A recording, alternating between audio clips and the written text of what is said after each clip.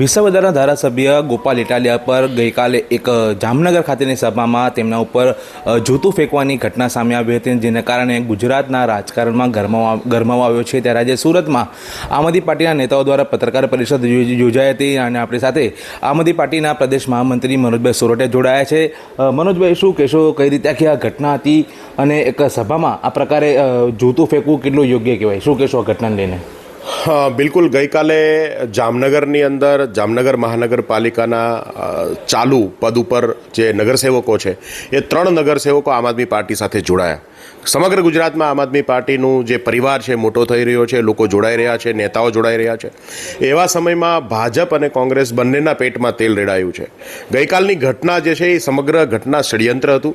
પોલીસને એડવાન્સમાં જ ખબર હતી કે આવી કોઈ ઘટના ઘડવાની છે અને એટલા માટે જે વ્યક્તિએ હુમલો કર્યો છે એ વ્યક્તિની સાથે જ પોલીસ આવી હતી, એમની આસપાસ ગોઠવાઈ ગઈ હતી અને જેવું એમણે જૂતું માર્યું તો તરત જ તે ખબર છે કે આવી ઘટનાઓમાં જ્યારે આવું કંઈક થાય તો લોકોના રોષનો ભોગ બનતો હોય છે વ્યક્તિ, તો એમને બચાવવાની કોશિશ જે છે એ પોલીસે કરી હતી।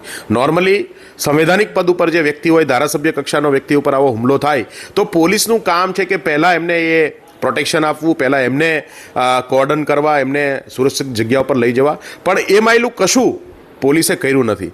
પોલીસે ઇવન ગોપાલભાઈને પૂછ્યું પણ નથી કે તમને વાગ્યું કે નહીં, કેટલું વાગ્યું, શું થયું, આ તે, અને માફી પણ નથી માંગી। એનો મતલબ છે કે આખી ઘટના જે છે એ ષડયંત્ર હતી। ભાજપ અને કોંગ્રેસના બંનેના જે નેતાઓ છે ત્યાંના લોકલ, એમણે મળી અને આ ષડયંત્ર રચ્યું હતું। પોલીસને એમાં ઇન્વોલ્વ કરવામાં આવી હતી।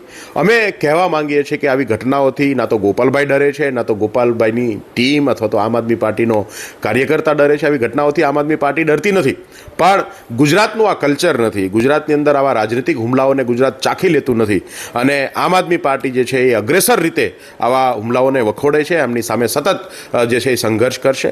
આવતીકાલે માનનીય અરવિંદ કેજરીવાલજી આ સમગ્ર ઘટના જે છે એને લઈ અને ગુજરાત આવવાના છે અને આમ આદમી પાર્ટીની જે મુહિમ છે એને આગળ ધપાવવાના છે।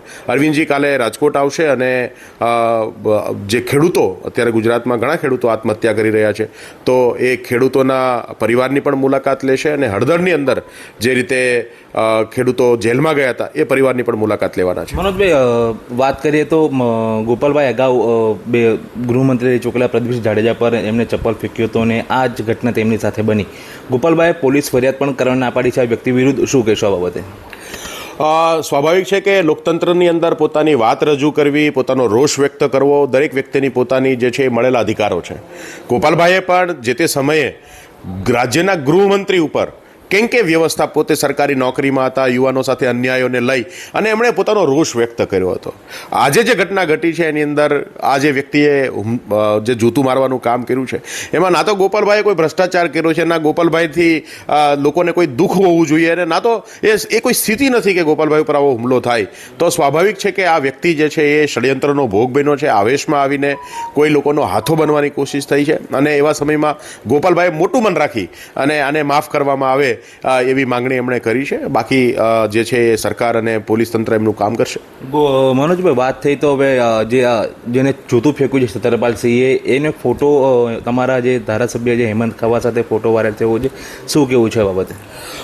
હેમંતભાઈ આમ આદમી પાર્ટીના ધારાસભ્ય છે, પણ એ પહેલાં એ કોંગ્રેસના મોટા નેતા, જામનગર જિલ્લાના મોટા નેતા હતા, સામાજિક આગેવાન પણ હતા। તો અનેક વખત આવા લોકો જે છે કોંગ્રેસમાં હતા, તો સ્વાભાવિક છે કે કોંગ્રેસના કાર્યકર્તાઓ સાથે એમના હશે, તો આવો કોઈ જૂનો ફોટો હેમંતભાઈ સાથેનો મૂકી અને એવું સાબિત કરવાની કોશિશ કરે તો મને એવું લાગે છે કે એ હાસ્યાસ્પદ છે અને લોકો આવી વાતોને સ્વાભાવિક છે કે સમજે કે ભાઈ આ વ્યક્તિ જે છે એ આજે હેમંતભાઈ સાથે કશું લેવા દેવા નથી, પણ જૂના ફોટાને લઈને કોંગ્રેસ પોતાનો બચાવની કોશિશ કરે છે, સ્વાભાવિક છે, સમજી શકાય। આવતીકાલે અરવિંદજી આવી રહ્યા છે, કે પ્રકારનો કાર્યક્રમ રહેશે તેમનો?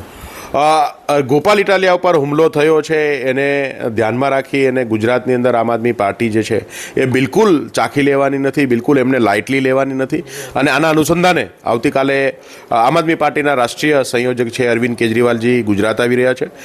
3 દિવસનો એમનો કાર્યક્રમ છે, એ રાજકોટની અંદર રોકાશે। જે આ ઘટના ઘટી છે એમને લઈને પણ અરવિંદજી નેતાઓ સાથે, કાર્યકર્તાઓ સાથે બેસવાના છે। સાથે સાથે ગુજરાતની અંદર આમ આદમી પાર્ટીએ ગુજરાતના અધિકારો અધિકારો, ગુજરાતના ખેડૂતોના અધિકારો માટે આંદોલનની શરૂઆત કરી છે.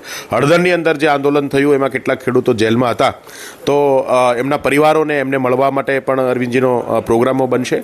અને ગુજરાતના ખેડૂતો જે આત્મહત્યા કરી રહ્યા છે, તો જે ખેડૂત પરિવારે આત્મહત્યા કરી છે, જે ખેડૂતે આત્મહત્યા કરી છે, પરિવારને મળવા માટે પણ અરવિંદ કેજરીવાલજી એમના ઘરે જવાના છે.